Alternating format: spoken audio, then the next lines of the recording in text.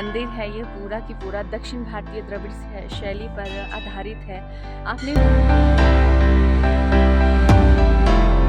ये कृपा है शिवजी भगवान की जो आज यहाँ पे पहुँचे हैं। काफ़ी टाइम से मैं कोशिश कर रही थी, बट देखिए आज एक पल भर में मुझे मौका मिल गया और मैं यहाँ पे हैं कि भारतीय परिधान पहनकर ही मंदिर में प्रवेश।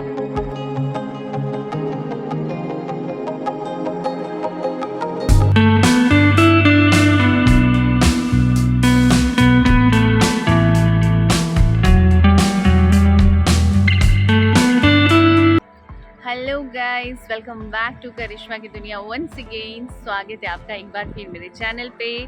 और देखिए मेरे पीछे आप बहुत लंबे लंबे रोड देख लेंगे और एकदम बड़ी बड़ी पहाड़ियाँ दिख रही होंगी। जी हाँ, आज हम फिर से निकल चुके हैं घूमने के लिए। और आज घूमने का नहीं है, एक्चुअली आज हम लोग मंदिर जा रहे हैं, एक बहुत ही बड़े टेम्पल जा रहे हैं। तो जिस टेम्पल हम जा रहे हैं नाम है जटोली महादेव और वो है डिस्ट्रिक्ट सोलन में। जी हाँ, आज हम मंडी से ट्रैवल करके डिस्ट्रिक्ट सोलन में इस टाइम पहुंच चुके हैं, आप लोग देख सकते हैं। और कुछ ही टाइम में मतलब हम लोग पहुंच जाएंगे, बट उससे पहले हमें बैठना है ब्रेकफास्ट करने के लिए, क्योंकि हम ना सुबह अंधेरे में चले थे। आई थिंक 4 बजे हम घर से निकले हैं और अभी बस यहाँ पे थोड़ा सा वॉशरूम होने के बाद में हम लोग निकलेंगे आगे, फिर हम लोग करेंगे ब्रेकफास्ट।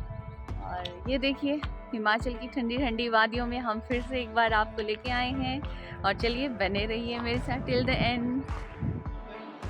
सुबह 8 बजे का टाइम है दोस्तों, और सुबह बहुत जल्दी उठ गए थे 3-4 बजे। तो जितना जल्दी उठते हैं उतनी जल्दी भूख भी लग जाती है। और अभी हम ब्रेकफास्ट के लिए बैठ गए हैं और ब्रेकफास्ट में हमने कचौरी खाई। जी हाँ, क्योंकि आपने लास्ट व्लॉग में देखा ही होगा कि हमने कचौरी बनाई थी और रात को हमने कचौरी बनाई, सुबह हम लोग कचौरी का ब्रेकफास्ट कर रहे हैं। देखिए क्योंकि हिमाचल में मौसम ठंडा रहता है तो इसके ख़राब होने के चांसेस बिल्कुल कम होते हैं। और ब्रेकफास्ट करने के बाद में हम निकल जाते हैं जटोली महादेव के लिए। ये देखिए रास्ता। So hey guys, finally we are here. और सुबह 4 बजे हम लोग घर से चले थे और 9 बजे पूरा हम लोग यहाँ पे हैं। आप लोग मेरे पीछे देख सकते हैं, ये है मंदिर का गेट और ये रहता है महादेव का मंदिर, आप लोग देख सकते हैं। तो बहुत लंबे अरसे के बाद, एक बहुत बड़े इंतज़ार के बाद हम लोग यहाँ पर पहुँचे हैं। तो चलिए आपको भी दर्शन कराते हैं जटोली महादेव का। और तो गाइज़ ये रही जटोली महादेव की एंट्री। बहुत ही भव्य मंदिर का गेट बना के रखा है और साथ में समुद्र मंथन का यहाँ पे चित्रण और विवरण आपको मिल जाएगा। और इसी तरह आप रोड से ऊपर जाएंगे और ये रहा जटोली महादेव का भव्य मंदिर। सो दोस्तों चलिए, आपका इंतज़ार होता है ख़त्म, अब हम चलते हैं मुख्य द्वार से अंदर। मंदिर शिवालय योगानंद आश्रम इसलिए कहा जाता है क्योंकि स्वामी कृष्णानंद परमहंस जी ने यहाँ पे योग साधना की थी, इसलिए इसे आश्रम भी कहा जाता है। और अगर मैं बात करूँ कि हमें यहाँ पहुँचने के लिए कितना टाइम लगा, कितनी दूरी है, तो हम मंडी से आए हैं तो हमें यहाँ तकरीबन 4 से 5 घंटे लगे पहुँचने के लिए। और अगर आप चंडीगढ़ से ट्रैवल करते हैं तो आपको सिर्फ 2 घंटे लगेंगे सोलन तक पहुँचने के लिए, क्योंकि 70-75 किलोमीटर की दूरी है। तो गाइस देखिए, मंदिर के बाहर और मंदिर के अंदर सभी जगह यहाँ पे बोर्ड लगे हैं कि भारतीय परिधान पहनकर ही मंदिर में प्रवेश करें। और देखिए ये आपकी भी जिम्मेदारी बनती है कि आप लोग पूरे वस्त्रों में यहाँ पे आएँ और मतलब वेस्टर्न कल्चर ना अपना के मंदिर की गरिमा को ठेस ना पहुँचाए।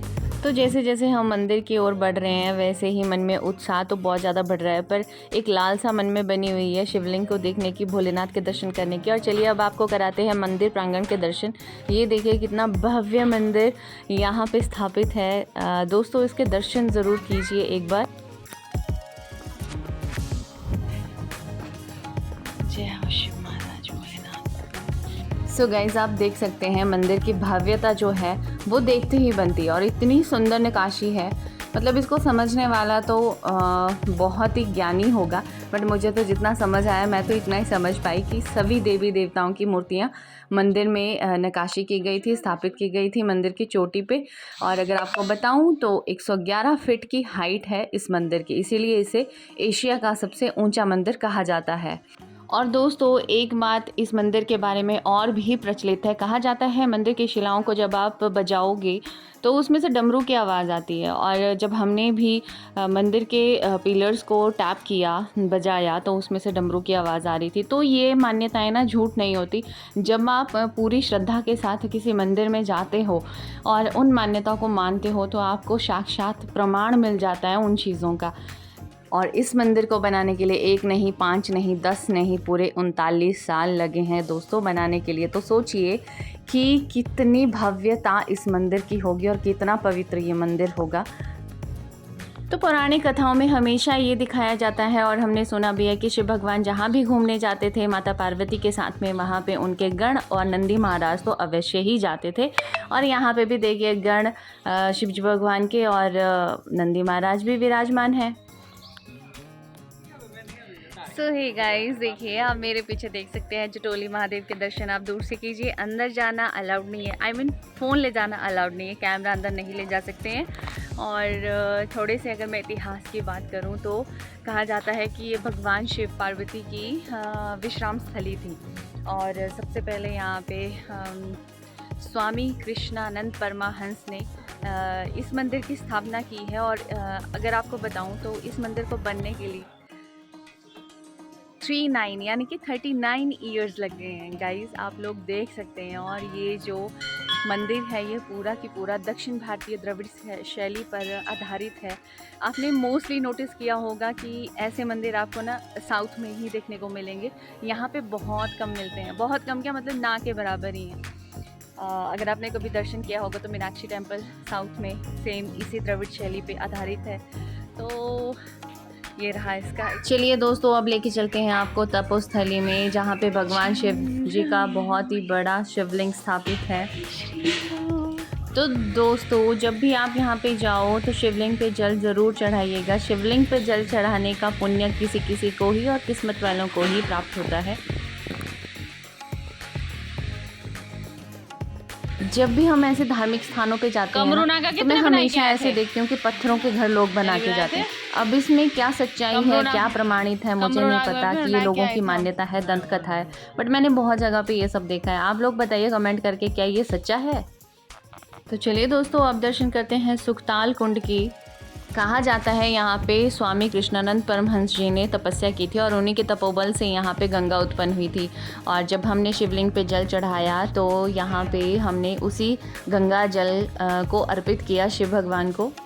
और जटोली का नाम जटोली कैसे पड़ा, तो कहा जाता है कि जटोली का अर्थ ही लंबी जटाएं होती हैं, जो कि प्रतीक है भगवान शिव की लंबी जटाओं से ही जटोली का नाम जटोली महादेव पड़ा था। और कुछ लोगों का मानना ये भी है कि जब माता पार्वती और शिव भगवान यहाँ पे भ्रमण के लिए आए थे तो भगवान शिव की जटाएं यहाँ पे गिर गई थी, इसलिए इस मंदिर का नाम जटोली महादेव पड़ा। और चलिए अब लेके चलते हैं आपको स्वामी कृष्णानंद परमहंस जी की समाधि पे, जो कि यहाँ पे स्थापित की गई है। इनका बहुत बड़ा योगदान रहा है मंदिर बनाने में। सो देखा गाइज आपने कितना सुकून प्राप्त होता है भोले शंकर के मंदिर में आके, और काफ़ी टाइम के बाद मुझे मौका मिला है।